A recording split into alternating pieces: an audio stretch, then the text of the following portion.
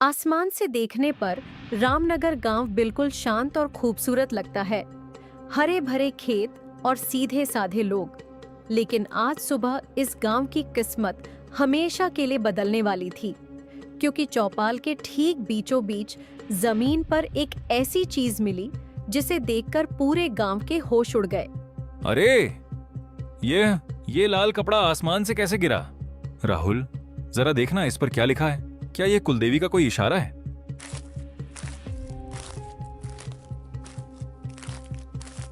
मुखिया जी, इस पर काले अक्षरों से लिखा है, आज रात ठीक 12 बजे इस गांव की कुलदेवी के गले से सोने का कीमती हार गायब हो जाएगा और उसकी जगह काले पत्थरों की माला आ जाएगी। क्या बकवास है। बकवास मत कर राहुल। कल ही गांव में त्रिकाल बाबा आए हैं। वे बहुत बड़े अंतर्यामी हैं। मुखिया जी, मंदिर में ताला लगा रहता है, कोई हार कैसे बदल सकता है? रात के 12 बजे पूरा गांव मंदिर के बाहर जमा था। राहुल और मुखिया जी ने जैसे ही मंदिर का दरवाजा खोला, सब दंग रह गए। मूर्ति के गले से सोने का कीमती हार गायब था और वहां सचमुच काले पत्थरों की माला लटकी थी। बाबा की भविष्यवाणी सच हो गई। देवी माँ हमसे नाराज हैं।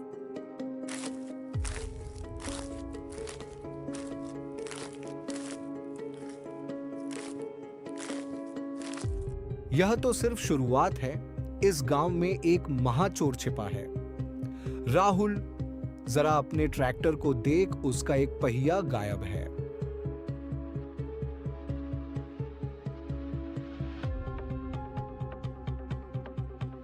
क्या मेरा पहिया? अभी 1 घंटे पहले तो यहीं था।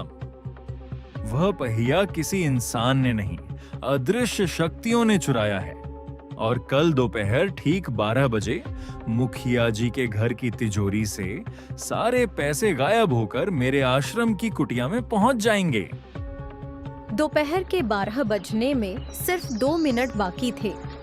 पूरा गांव बाबा की कुटिया के बाहर सांस रोककर खड़ा था। सबकी नजरें बाबा के सामने रखे एक खाली मटके पर थीं। गुरुजी, 12 बज गए। मुखिया जी, जरा अपने घर फोन लगाओ, तिजोरी खाली हो चुकी है। अरे सर्वनाश हो गया। मेरी पत्नी कह रही है कि तिजोरी का ताला अपने आप खुल गया और अंदर से सारे नोट गायब हैं। बाबा जी, हम तो लुट गए।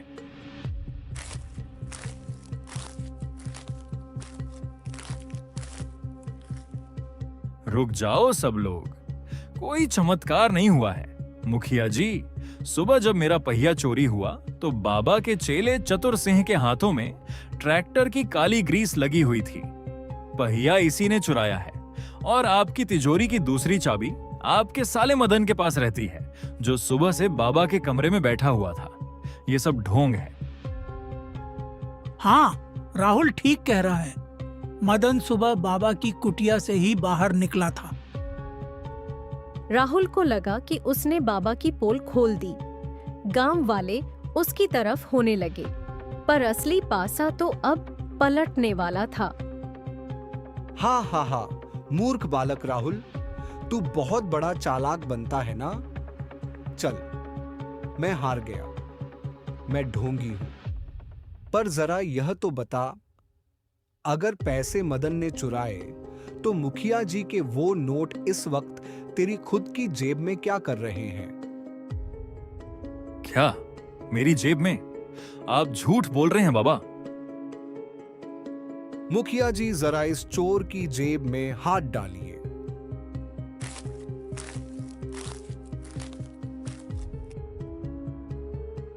अरे चोर, ये तो मेरे ही नोट हैं। इस पर मेरे हाथ का लिखा हुआ हिसाब है। राहुल, तू खुद चोर है और इल्जाम बाबा पर लगा रहा है। पूरा पासा पलट गया। जो राहुल सबको बचा रहा था, वो खुद सबकी नजरों में चोर बन गया। गांव वालों ने राहुल को चोर समझकर चौपाल पर जबरदस्ती जमीन पर बिठा दिया और 2 लोग लाठी लेकर उसके पास पहरा देने लगे। राहुल चिल्लाता रहा, पर डर के आगे किसी ने उसकी एक ना सुनी। गांव वालों, इस पापी के कारण आज रात ठीक 12 बजे कुलदेवी की पूरी मूर्ति ही गायब हो जाएगी। अगर गांव को बचाना है तो सूर्यास्त से पहले हर घर से एक एक चांदी का सिक्का हमारी झोली में आ जाना चाहिए। मुखिया जी, मेरी बात सुनो। सुबह मदन ने मुझे गले लगाया था, उसी ने चुपके से मेरी जेब में नोट डाले थे। आप अपने साले को क्यों नहीं पकड़ते? मुंह बंद करो चोर। मदन तो खुद रो रहा है। आज सुबह उसकी दुकान से चांदी की मूर्तियां चोरी हो गई हैं। अब कोई बहाना नहीं चलेगा। राहुल सोच में पड़ गया। अगर मदन की दुकान में भी चोरी हुई है तो फिर असली खिलाड़ी कौन है? क्या बाबा का कोई और साथी भी इस खेल में है?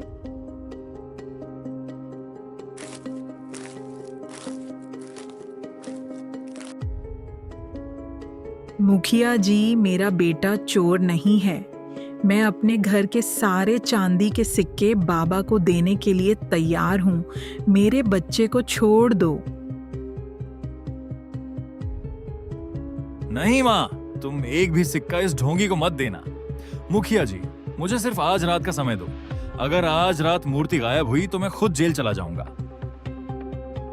गांव वालों ने राहुल को इस शर्त पर छोड़ा कि वह रात भर मंदिर के बाहर पहरा देगा।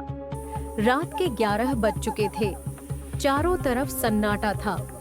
मंदिर के दरवाजे पर मजबूत 2 ताले लटके थे।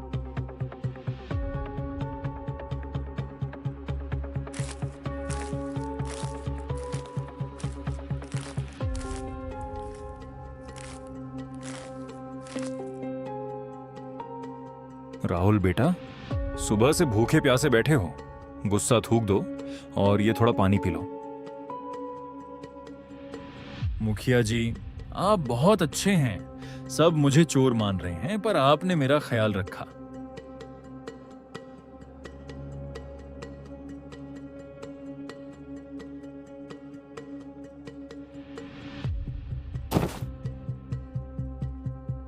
हा हा हा, माफ करना राहुल बाबू। इस गांव को लूटने के लिए बाबा को मैंने ही बुलाया था। जो भी चांदी और अनाज मिलेगा उसका आधा हिस्सा मेरा होगा। अब सोते रहो।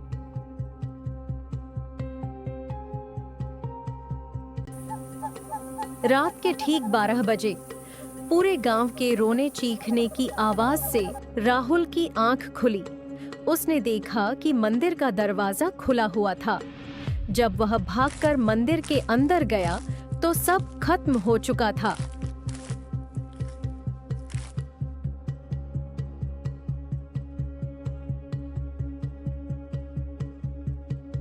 डूब मरो राहुल, तुम सो गए और देवी मैया पाताल चली गई। अब इस गांव पर कहर टूटेगा। अगर बचना है तो अगले आधे घंटे में गांव का सारा अनाज और मुखिया जी की बची हुई दौलत मेरे ट्रैक्टर में लौट करो। मैं बाहर जाकर महायज्ञ करूंगा। राहुल पूरी तरह हार चुका था। गांव वाले उसे मारने दौड़ रहे थे, लेकिन तभी राहुल की नजर मंदिर के फर्श पर पड़ी। भारी मूर्ति को घसीटने के निशान मंदिर के पीछे वाले छोटे गोदाम की तरफ जा रहे थे। अरे, इतनी भारी मूर्ति 15 मिनट में गांव से बाहर जा ही नहीं सकती। इसका मतलब मूर्ति अभी भी यहीं छिपी है। सुबह के 5 बज रहे थे। धुंध फैली थी। चौपाल पर मुखिया का ट्रैक्टर खड़ा था, जिसमें अनाज की बोरियां लादी जा रही थीं। बाबा और चतुर सिंह भागने की तैयारी में थे। तभी राहुल वहां आ धमका।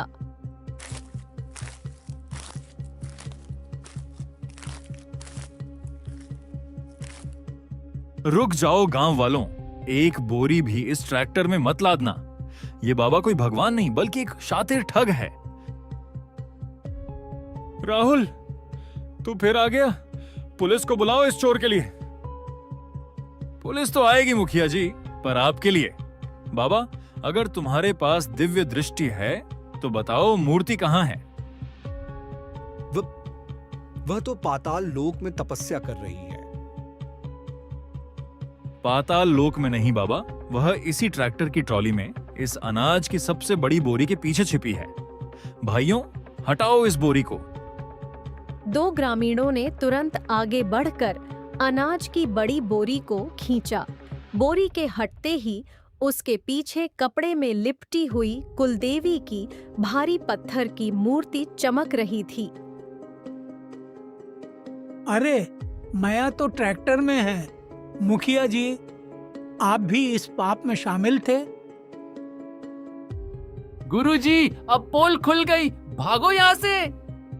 चतुर सिंह भागने के लिए मुड़ा, लेकिन राहुल ने बिना देर किए अपने हाथ का भारी पहिया जमीन पर आगे की तरफ सरका दिया। चतुर सिंह दौड़ते समय उस पहिए से टकराया और धड़ाम से जमीन पर गिर पड़ा। गांव वालों ने तुरंत बाबा, चतुर और मुखिया धनीराम को घेर कर पकड़ लिया। राहुल बाबू, हमसे बहुत बड़ी भूल हो गई। लालच में आकर हमने अपने ही गांव को लूट लिया। हमें माफ कर दो। मुखिया जी, आप तो हमारे काका जैसे थे। पैसा अनाज तो फिर आ जाएगा, पर जो भरोसा आपने तोड़ा है वो अब कभी वापस नहीं आएगा। गांव वालों ने तीनों ठगों को पकड़कर पुलिस की गाड़ी में डाल दिया। कुलदेवी की मूर्ति वापस मंदिर में स्थापित की गई। पूरा रामनगर गांव जान गया था कि असली चमत्कार किसी पाखंडी बाबा के पास नहीं, बल्कि राहुल जैसी सूझबूझ और सच की ताकत में होता है।